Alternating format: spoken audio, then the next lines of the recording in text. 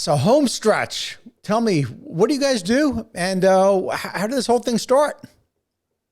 Yeah, so I'll handle what we do and I'll let Derek talk about how we got it started. So what we do is we cosmetically get homes ready to sell. So think about a situation where a client's going through a death, divorce, downsize, relocation, and they got wallpaper, they got green carpet, home hasn't been cosmetically updated in 15, 20 years, and they just need help.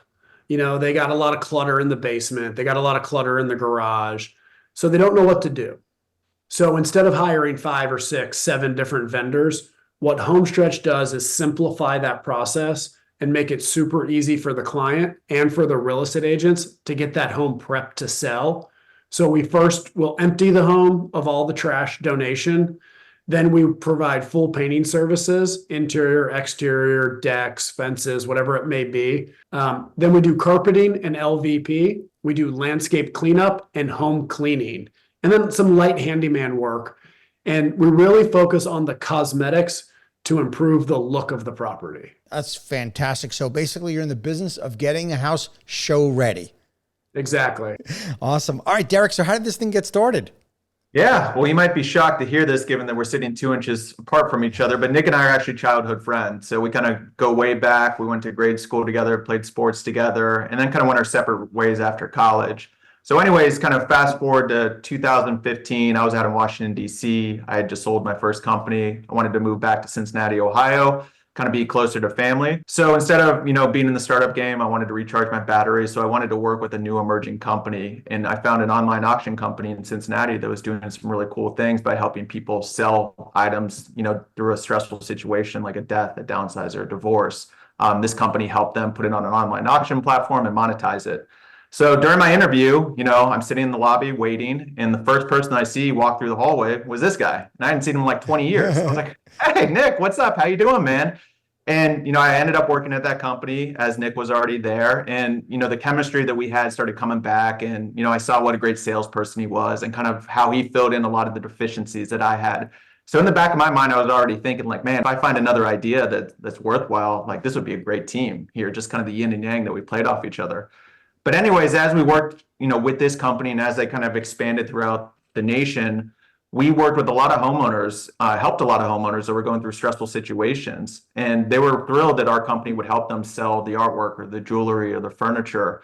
But more often than not, they'd always come back to us and say, hey, thanks so much for helping us sell mom's jewelry. That was awesome. It gave us a lot of money in our pocket. But what we really need help with is this house. I live in Denver and I don't know what to do with this house. It's in Cincinnati, Ohio, and I'm stressed to the nines. It's got wallpaper everywhere, carpets, green, and the landscape's overgrown. Do you guys know of anyone who can help us? And at the time, Nick and I were just like, no, sorry. Well, maybe we can do some research for you, but I have nothing. But after a couple of years of just hearing that over and over again, like finally that light bulb snapped and we're just like, oh my gosh, like there is a huge opportunity here for a one-stop shop to help clients in stressful situations get their houses ready to sell. Like that's the biggest asset that anybody's ever going to own. They need to maximize that return on investment when that house does go up for sale, and they need help. So we ended up quitting our jobs in 2019 kind of on a whim. And we started Homestretch, or the early phases of Homestretch. So it's just Nick, myself, and his pickup truck. And we kind of went out to market to see, was there an actual need for this concept? So Nick's background is in real estate. He comes from a whole family of realtors. So he ended up calling some folks in his network to see like, hey, we know clients are stressed out in these situations, but you as a realtor, like, is there a need for a service like this to kind of manage your day-to-day process? Mm-hmm. And what we learned quickly is the realtor was like, oh my gosh, I need this. Like my whole time is spent kind of being this general contractor, trying to shepherd these carpet installers and these painters and these landscapers and these cleaners. And I don't get paid for this. Like I'm paid to sell houses, but I'm just kind of pushed into this role. So yes, if you have that easy button in that type of service offering, like I would certainly be interested. So we launched the company kind of with a lot of momentum and validation from our early users, and it kind of slowly but surely started to grow in Cincinnati. We started to get more and more momentum. We saw the need really start to take off. COVID happened, which was kind of interesting in its own world, but we survived through that and kind of made us stronger and more nimble and really kind of refined our processes. And then kind of coming out of COVID, the thing took off. And that's kind of where we're thinking to ourselves, where do we go from here? But I'm sure we'll get into that. But that's kind of the origin of Homestretch. Wow, that is fascinating. So much is going through my mind right now because I think about the future of the baby boomer generation, and you have enormous potential in the next 10, 20, 30 years. But before we go there though, I've got to ask you, Nick, you rattled off a really concise list, which I thought was great, that you guys know exactly what you're going to do, what your wheelhouse is. What's a range? And I know it does vary, of course, based on the amount of work, but give me an idea on what a range might be that it's costing a homeowner for your services. It ranges, yes, obviously. We'll do jobs anywhere from $600 up to $30,000. I would say our average is in between the $6,000 to $8,000 range per home to get the homes ready to sell. Some clients need the house emptied, they need it painted, they need carpet, they need landscaping. They need all 5 services that we do. Other clients, they might just need 3 bedrooms painted.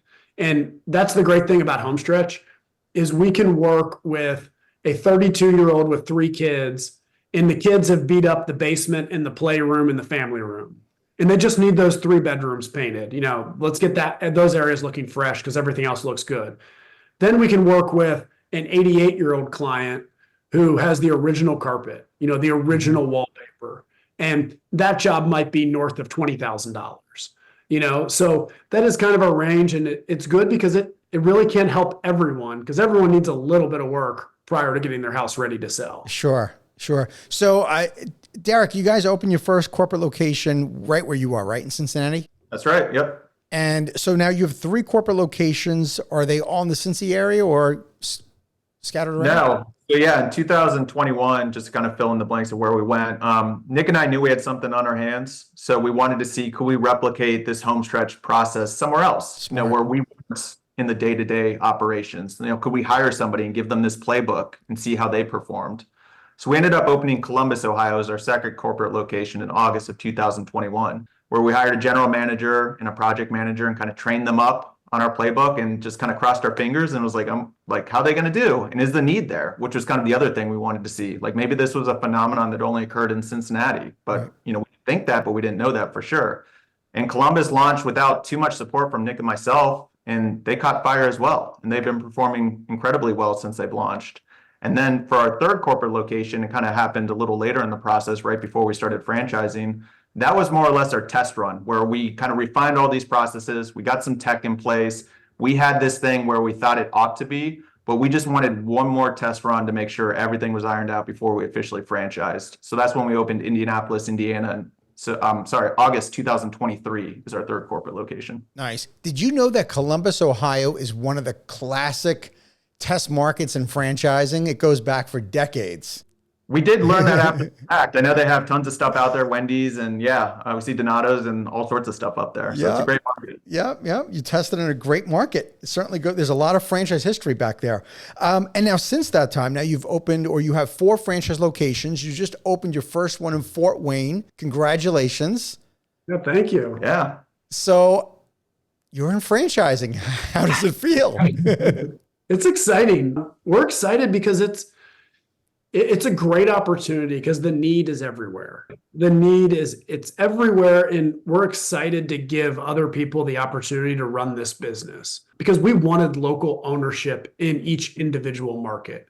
We really wanted the people to have, strong community ties, someone who's willing to put the effort, the work in to make this happen. And that's part of the main reason we got into franchising is we realized local ownership, it's always going to trump corporate ownership, us in Cincinnati telling someone what to do in, Phoenix. It's kind of tough when you're managing someone thousands of miles away. Whereas a local owner is going to probably take a little more pride, put in the extra time, the extra effort, to make sure everything is done properly. Mm-hmm. Now, how early in the process did franchising come into your minds as this is a potential vehicle for us to grow? Probably a year plus after Columbus started doing well. That's when Nick and originally when we started this company, we didn't have these grand visions. It was just more or less like, hey, this sounds cool. Like, would anybody pay us money to do this service offering? Just like any startup. Sure. And when we checked that box, we got more excited. And when Columbus kind of started replicating the success we had in Cincy, then our vision started to get a lot more expansive. So that's when it was just kind of that fork in the road moment, like Nick was alluding to, of, do we keep opening corporate locations and we keep kind of going down that path where we could have, 10, 20 corporate locations across the country and we manage everything? Or is there another model that might be more beneficial to a concept like Homestretch, which would be franchising? And we thought hard about that. And at our previous employer, that online auction company, they took that former path. Like they had all their corporate locations across the country. So we saw firsthand kind of the trials and the tribulations of trying to, manage people in Dallas or Atlanta or LA from one central location. And for us, it always came back to, Homestretch works best when it's a passionate owner that is tied into the community, that just loves delivering customer service and helping people. And in our opinion, the only way that we could get that type of person was to franchise. And so far, that's been proven right. And that's great. And did either one of you have franchise experience in your background? None whatsoever. Of course, like none of us. Yeah, that's part of the reason we, partnered with Rep'em. The Rep'em group has, they have that experience. They have that knowledge of what to do, what not to do, where to turn right, where to turn left. We met with them, probably about a year ago, about 9 months ago, and it just kind of made sense for us because we needed guidance on that. Thank you for tuning into the Emerging Franchise Brands podcast.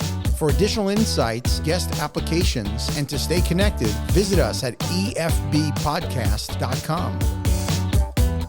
The Emerging Franchise Brands podcast is for entertainment purposes only, and the views expressed do not necessarily represent those of Emerging Franchise Brands, its host Frank Fiume, or Emerging Franchise Group LLC.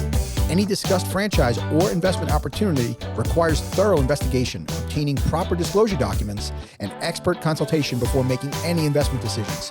The podcast and its host do not offer professional advice or endorsements, and they hold no responsibility for actions, representations, accuracy, or consequential damages related to the podcast content.